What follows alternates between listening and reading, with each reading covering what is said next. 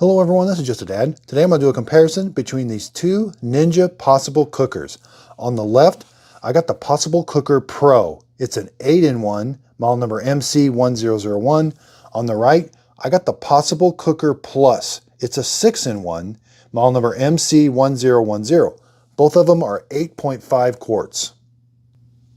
So both of them have the exact same pan up here, and they got a nice scooper up here on the top with the exact same lid.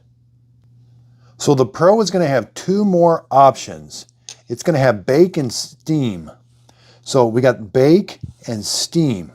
Over here, we got the exact same ones, but we do not have bake and steam. We got all the other ones that one has, except bake and steam.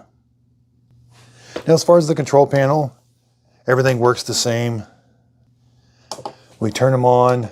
You're going to use the knob to select whatever you want. It's got like a little light that goes around. So let's do slow cook. You're going to press a temp time, a temperature. You're going to hit the start button. This one, the beeper, might just have been just a little bit lower. But they've got the same heating element on the inside, the same display.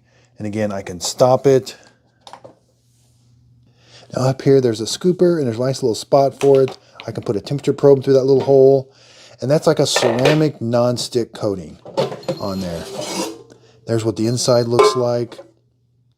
Over here, I got the exact same thing. Again, these are interchangeable. This is the exact 8.5 quarts. You can see they both fit on top of each other's. The machines are exactly the same height.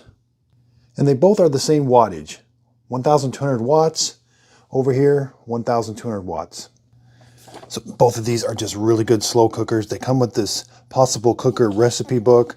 We've cooked some stuffing in here, some whole chicken fits in there really nice. It just does a really good job. So I hope my comparison video helps. Thanks everybody for watching.